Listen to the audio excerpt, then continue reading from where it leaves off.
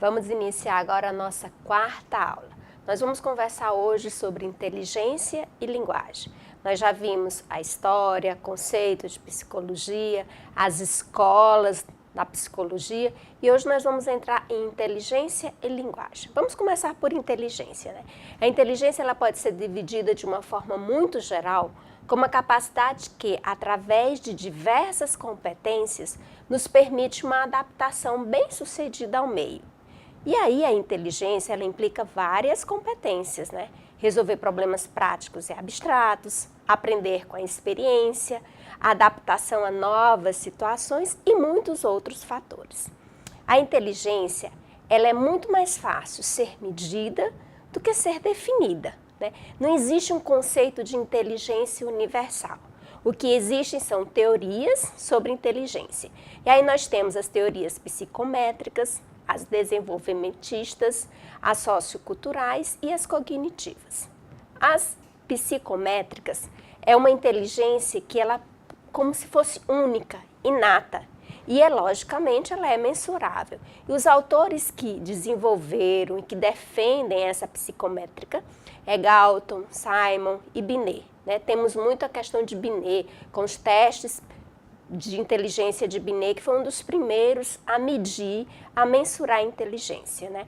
E a inteligência, ela inclui múltiplos fatores, que também podem ser avaliados como instrumentos de mensuração.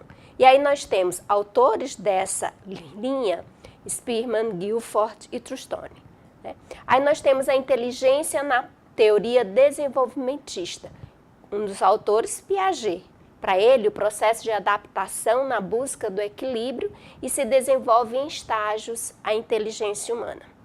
Nós temos um outro teórico, né, que são os socioculturais, e aí foi inicialmente defendido por Vygotsky, um russo, um cientista russo, e as contribuições de Vygotsky é que a formação e desenvolvimento dos processos psíquicos superiores, esse foi uma grande contribuição de Vygotsky, e o conceito de zonas de desenvolvimento real e proximal. Aí nós temos também a teoria cognitivista, que abrange diversas inteligências ou diversos componentes. Assim como a teoria desenvolvimentista, a cognitivista tem um foco na compreensão das capacidades humanas, considerando os mecanismos mentais básicos e subjacentes do comportamento e inteligência. Então, a inteligência, a gente pode dizer que ela tem, dentro da teoria, ela tem autores, esses autores, cada um tem uma interpretação do que seja a inteligência. Para muitos, a inteligência, ela pode ser dependendo da cultura e também do período histórico, como ela pode ser conceituada. Então, tem esses fatores quando se trabalha e se vê as teorias da inteligência, né? E nós temos ainda, focando a inteligência, visões unidimensional e multidimensional, né? A unidimensional, ela vê a inteligência como uma dimensão só. E aí a gente tem as avaliações psicométricas, os famosos testes de QI, as aptidões cognitivas, características internas e abstratas da mente e hereditariedade, né?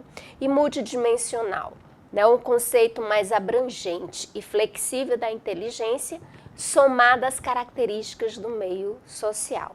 E aí nós temos o que é inteligência. Um pequeno resumo que eu gostaria que vocês lessem o capítulo correspondente à inteligência, para que pudesse alicerçar melhor esse conhecimento.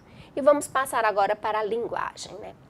O exercício da inteligência como pensamento, ele é inseparável da linguagem, pois a linguagem nos permite estabelecer relações, concebê-las e compreendê-las.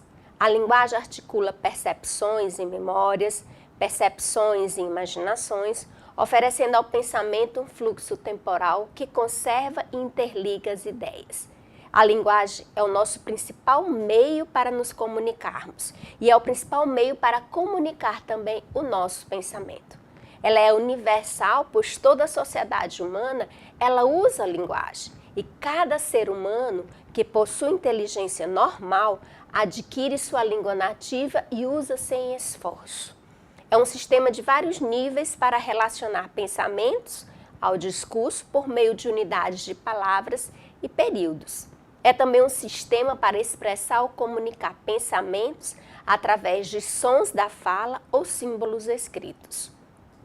E isso é um pouco do que é a linguagem. E a linguagem, ela possui dois aspectos, a produção e a compreensão. Onde na produção da linguagem nós começamos com um pensamento e aí de alguma forma traduzimos em um período, em uma frase, e terminamos com os sons que expressam esse período. Na compreensão da linguagem, nós começamos ouvindo os sons, acrescentamos significados aos sons em forma de palavras e então atribuímos significados à combinação de palavras em formas de períodos, né?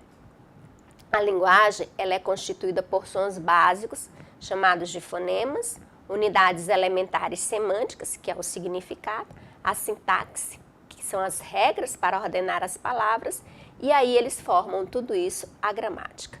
Os primeiros estudos sobre a aquisição da linguagem, eles estavam baseados em uma visão teórica comportamental, behaviorista, de Skinner, que assumia que a aprendizagem de uma língua se dava pela exposição ao meio em que se vive e em decorrência da imitação e do reforço que se recebia, né? Aí nós temos, portanto, nesse momento, Skinner defendia que o ser humano aprende por condicionamento, assim como qualquer outro animal.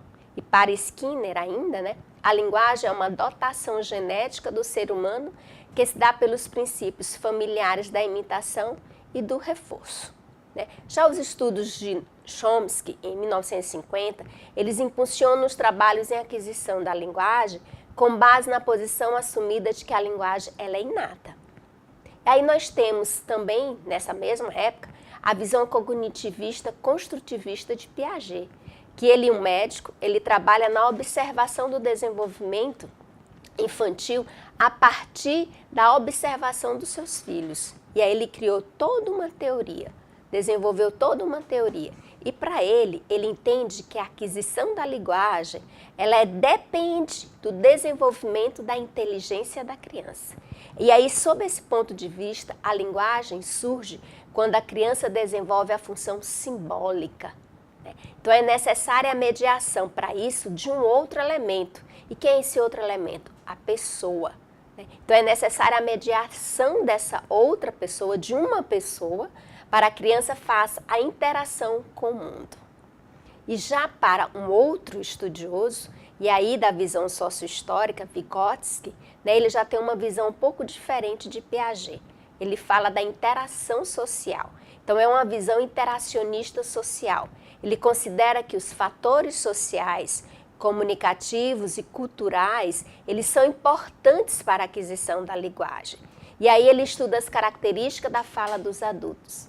Segundo essa visão teórica, esse ponto de vista desse teórico e dessa rede, dessa linha, a interação social e a troca comunicativa são pré-requisitos básicos para a aquisição da linguagem. Então, nessa perspectiva, a linguagem é a atividade constitutiva do conhecimento de mundo e a criança se constrói a partir daí como sujeito. Que bonito, né?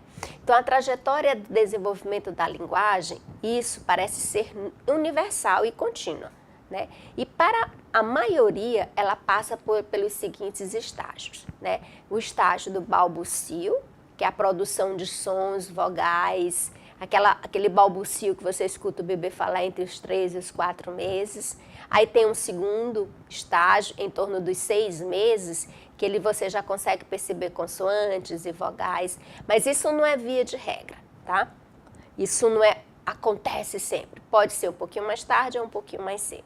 As primeiras palavras entre os 10 e 12 meses, os enunciados de uma palavra em torno dos 12 meses, o crescimento vocabular grande, aí ele vai ser encontrado entre os 16 e os 20 meses, a tese, né, a fase telegráfica, que são as primeiras combinações de palavras entre os 18 e os 20 meses, a explosão vocabular entre os 24 e os 30 meses e o domínio das estruturas sintáticas e morfológicas, né? Então, esses são os estágios, né, universais que parecem que todas as crianças passam, mas sempre lembrando, um pouco mais cedo ou um pouco mais tarde. Tá? Isso não é uma regra que deve ser obedecida, é uma trajetória que se percebe que acontece na maioria das crianças. E aí nós ficamos por hoje, por aqui. Até mais!